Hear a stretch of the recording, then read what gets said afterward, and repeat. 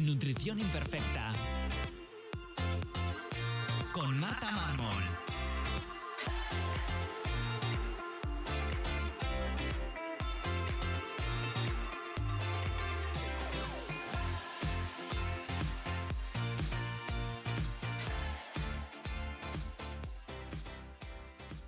Bienvenidos a Nutrición Imperfecta, el podcast de Marta Mármol, un lugar para aprender a cuidarte y a empezar a ver la nutrición como una aliada para recuperar tu salud y encontrarte mejor. Te recuerdo que puedes descargarte mi ebook gratuito Síntomas digestivos, la gran epidemia en martamarmol.com/ebook y que si quieres que te acompañemos en tu caso particular para recuperar tu salud, puedes reservar tu consulta individual con cualquier persona del equipo, tanto de nutrición como de psicología, en martamarmol.com. Y te recuerdo que si quieres suplementar tu alimentación con proteínas de calidad o suplementos, tienes mi código de descuento MartaMármol en mayúscula en la web de Paleobull.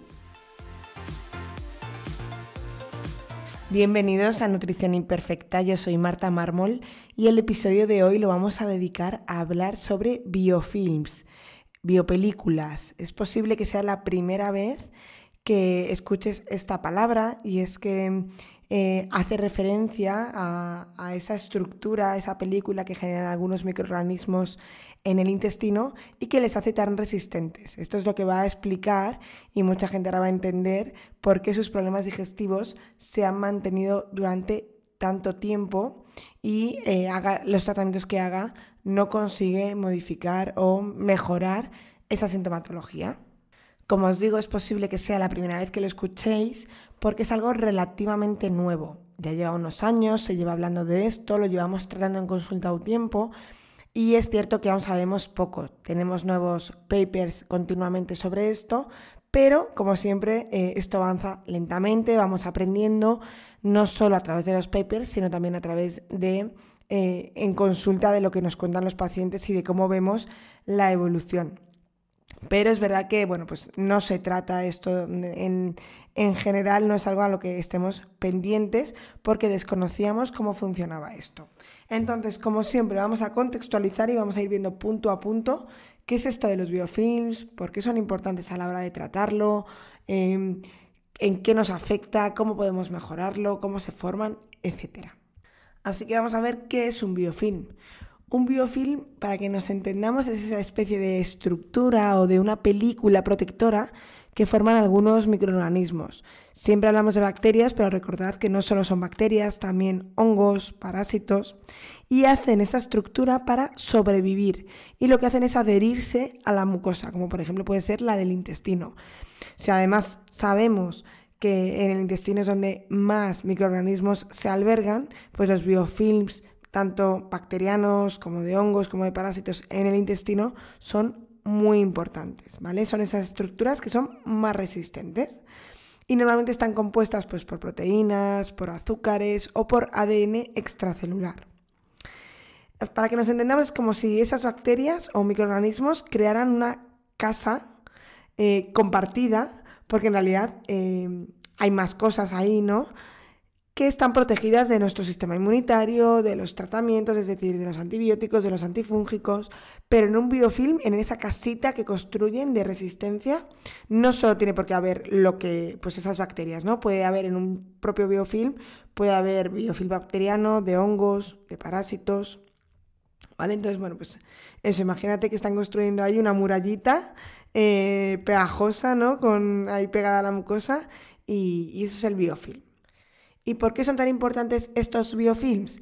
Bueno, lo primero es que nos van a ayudar a entender por qué muchas de esas infecciones crónicas o síntomas digestivos persistentes lo son. La gente que lleva tratando problemas digestivos muchos años se encontraba con situaciones muy diversas, personas que respondían muy bien, personas que no respondían, personas que respondían de una manera muy extraña. Y al entender y más o menos empezar a entender qué son los biofilms y cómo funcionan, podemos explicar qué ocurría con todas estas personas que pues estas infecciones eran crónicas o que no les afectaba nada de lo que se tomasen, ¿no? Y es que al final esta estructura, esta protección, lo que hace es que se protejan del sistema inmune, estos microorganismos, les hace hasta 1000 veces más resistente que los antibióticos, a los antibióticos. Es decir, una persona que se tome un antibiótico puede responder perfectamente y mejorar mucho esa sintomatología digestiva, por lo menos de primeras. Y en una persona que tenga un biofilm, pues a lo mejor no nota absolutamente nada. Fijaos, porque estas cosas os pueden llegar a estar haciendo sospechar, tanto si eres paciente como profesional, que una persona que no responde bien a antibióticos, no digo que no responda bien a la larga, porque un antibiótico tomado puede mejorarte al principio, pero pasado un tiempo, si a lo mejor no se hace una reimplantología correcta, si no se le dan probióticos o incluso no se cambia la alimentación, puede ser que me digas, no, yo mejoré unos meses y luego volví. Vale, eso es completamente normal y eso es porque el proceso no lo has hecho del todo. Pero si tú me dices, no, yo me tomo un herbáceo, me tomo un antibiótico y no noto absolutamente nada de mejora, cuando sabemos que hay un exceso de bacterias, ¿vale? O de microorganismos, aquí sí que nos puede hacer sospechar de que puede haber un biofilm, ¿vale? Y además también esta estructura les va a permitir compartir esa información genética, lo que les hace más resistentes. Por tanto, estos biofilms tienen muchísima importancia a nivel de tratamiento y a nivel clínico para poder ayudar a esa persona que tenemos en consulta y que queremos modificar o reequilibrar esa microbiota que está alterada. Ahora estarás pensando que quieres saber cómo sabemos si tenemos biofilms, cómo lo podemos medir. Pues la verdad es que no tenemos ninguna forma a día de hoy de saber si hay un biofilm. Nada más que escuchar al paciente, la clínica y lo que os estaba contando ahora. La sintomatología que da es la de siempre, ¿no? Distensión abdominal, gases, digestiones pesadas. Puede dar estreñimiento, diarrea. De hecho, se ha relacionado mucho con el colon irritable, que esto que llaman colon irritable mixto, en el que hay una combinación entre estreñimiento y diarrea, y lo relacionan y están haciendo estudios sobre si tiene relación sobre cuando se libera biofilm o no. Otro de los síntomas, lo que os decía ahora, pues es la resistencia a tratamientos. Me tomo un antifúngico, me tomo un antibiótico y no me hace nada de efecto, ¿no? Infecciones de repetición y así sobre todo en brotes. Y bueno, sobre todo mucha clínica de fatiga persistente, de neblina mental, como de saturación, porque al final no dejamos de liberar toxinas.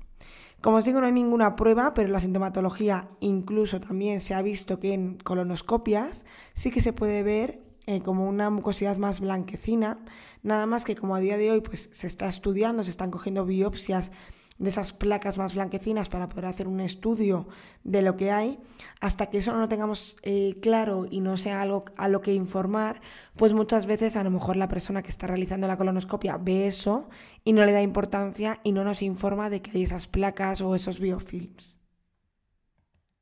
Además de cómo tratarlo, que vamos a verlo después, una de las cosas que más nos interesa es saber cómo se forma este biofilm para poder evitarlo en la medida de lo posible. Salió un estudio el año pasado, en 2024, sobre biofilms, que es muy interesante, pero una de las partes del artículo identifica las 4 fases principales de la vida de un biofilm y explica qué ocurre en cada una de ellas. Entonces, resumiéndolo un poco, nos dice que hay una fase inicial como de adhesión, que es como el primer contacto entre bacterias que están libres, por así decirlo, y el moco, la mucosa intestinal. Entonces, en este punto, esta adhesión es reversible, es decir, es una unión, pero bueno, no es una unión muy fuerte. Y simplemente las bacterias detectan pues, señales químicas y empiezan a explorar el terreno, para que nos entendamos, ¿vale? Y pues si las condiciones son favorables, pues el moco bien, hay nutrientes, el pH es adecuado, pues se anclan, ¿no? Esto es como una supervisión de terreno y si deciden que es un buen lugar donde asentarse, ahí en lo alto de la colina, ¿no? Como en las antiguas civilizaciones, pues aquí igual. Aquí miran que las condiciones sean favorables y ahí se anclan ya con más fuerza, ¿vale? Clínicamente es una fase clave para la prevención, ya que pues, si aquí atacamos, al ser reversible, pues podemos frenar esa adhesión inicial. La segunda fase que describe el artículo es la formación temprana de un biofilm. Los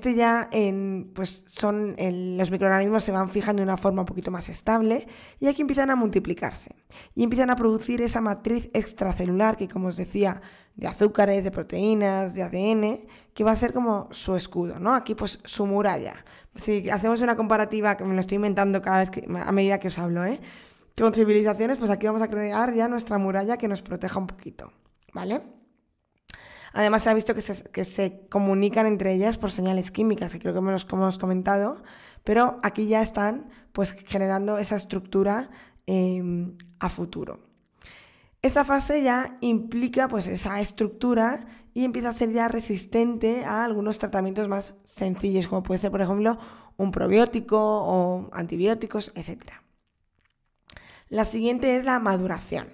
Y aquí es cuando el biofilm se vuelve fuerte, ya es más denso, ya incluso es más difícil de romper, ¿vale?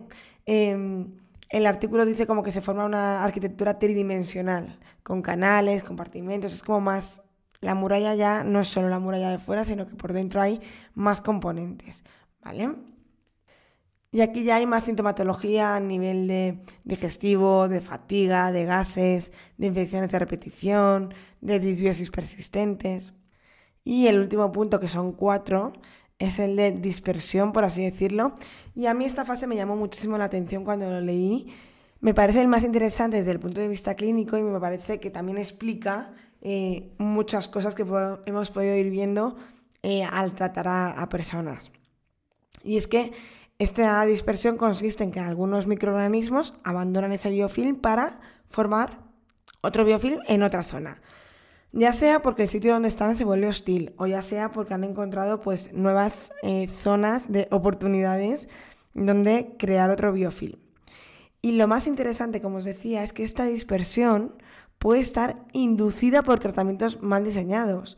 Es decir, yo a lo mejor rompo el biofilm, pero no termino de mejorar eso y esa ruptura de biofilm crea otro biofilm en otra zona, ¿vale? O sea, crea o potencia esta dispersión. Por eso a veces, al tratar infecciones, los síntomas se desplazan en vez de mejorar. Por ejemplo, mejora a nivel digestivo, pero aparece una cándida vaginal. O al revés, ¿no? Es muy habitual que mejorando una zona nos aparezcan de frente infecciones en otro sitio. No pasa nada, es parte del tratamiento, pero que sigamos haciendo tratamiento, que no paremos para no generar este biofilm en otra zona. Y por supuesto, otra cosa que destaca este estudio que me parece muy interesante es que el biofilm no es una estructura estática, ¿vale? Es decir, dentro del propio biofilm los microorganismos están en constante adaptación. Por eso, cuando detectan agresiones, pues ya sea un antibiótico, un cambio de pH, enzimas, etc., pueden reforzar su matriz protectora. Vale, espera, que mi muralla no está siendo eficaz para este ataque, pues voy a reforzarla, ¿no? O cambian su forma de comunicación o generan esa dispersión a otras zonas donde no van a ser tan atacadas. Por tanto, si no tenemos un biofilm muy maduro, puede ser que con cambio de hábitos, alimentación, incluso probióticos, seamos capaces de mejorarlo. Pero si ya hay un biofilm más maduro, pues hay que empezar a romper esa estructura antes de empezar a tratar con un limpiador, por así decirlo, ¿no? Como ya sea antibiótico, un antimicrobiano natural, un antifúngico, etc. Y si ya hubo tratamientos previos que no funcionaron, pues es posible que esa fase de dispersión hayamos tenido y tengamos síntomas en más zonas, ¿vale? Entonces, con todo esto podemos, ya os digo, no hay una prueba, es un poco intuición y por eso es tan importante escuchar al paciente, preguntar, entender la historia clínica. No solo con un síntoma podemos hacer un abordaje completo, porque es que hay mucho que entender para poder explicarnos qué ha podido ocurrir en esa microbiota. ¿Y cómo se trata este biofilm? Bueno, pues no hay una única manera de tratarlo. Como siempre os digo, en esto estamos aprendiendo, descubriendo sustancias que ayudan a eliminarlo, pero lo importante es que la limpieza de este biofilm nunca es en una sola fase. Como ya hemos visto, son estructuras más complejas y encima son adaptativas, por lo que lo ideal es abordarlo en diferentes fases. Lo primero, el objetivo es romper esa matriz que han generado estos microorganismos para poderlos exponer. Y aquí, ¿qué vamos a utilizar? Vamos a utilizar sustancias que debilitan o que rompen esa capa de protección de biofilm. Como hemos visto, pues está formada en parte en proteínas, por tanto podemos utilizar enzimas proteolíticas que van a degradar esta proteína fuera de las comidas.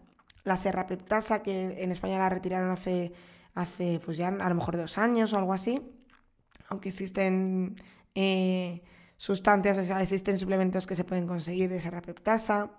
Enzimas digestivas, sobre todo proteolíticas. También DNAsas, que rompen el ADN extracelular del que también está formado, pero de esto no se usa en consulta, se está utilizando a nivel experimental, pero de momento pues no tenemos claro el efecto, por tanto yo en consulta esto no lo uso, ¿vale? También hay algunos extractos naturales que se les ha dado una acción antibiofilm, como puede ser el ajo, sobre todo porque se cree que interfiere en la comunicación entre las bacterias.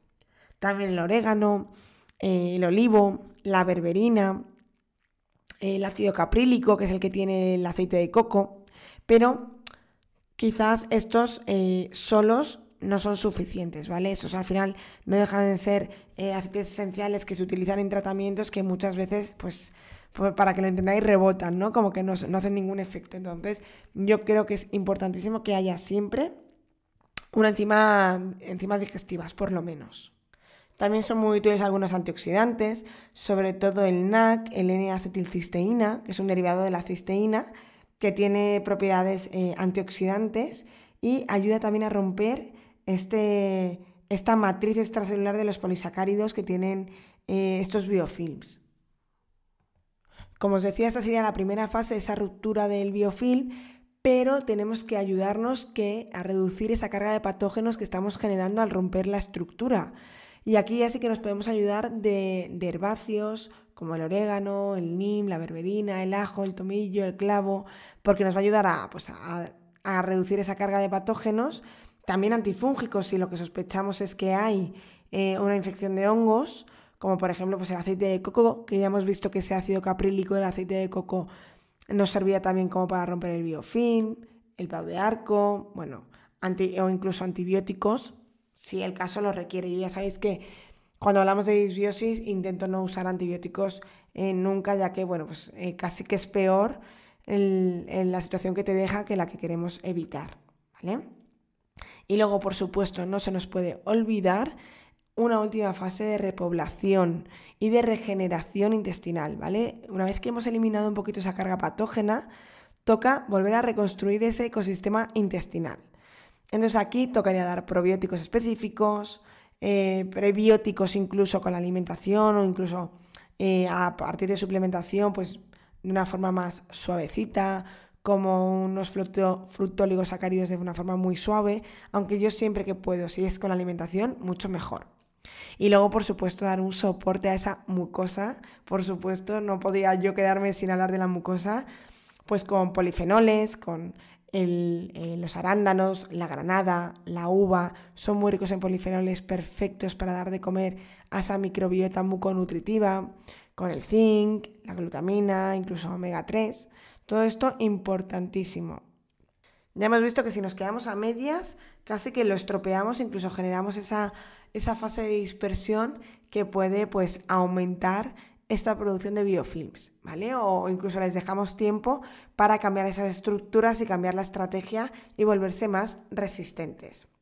Así que claves es que hagamos un orden y una estrategia perfecta, que lo personalicemos y también paciencia, que a veces esto así contado en un ratito de podcast pensamos que es muy rápido, pero luego esto necesita mucho tiempo y ver la evolución del paciente y ver la velocidad y la dosis que tolera cada uno.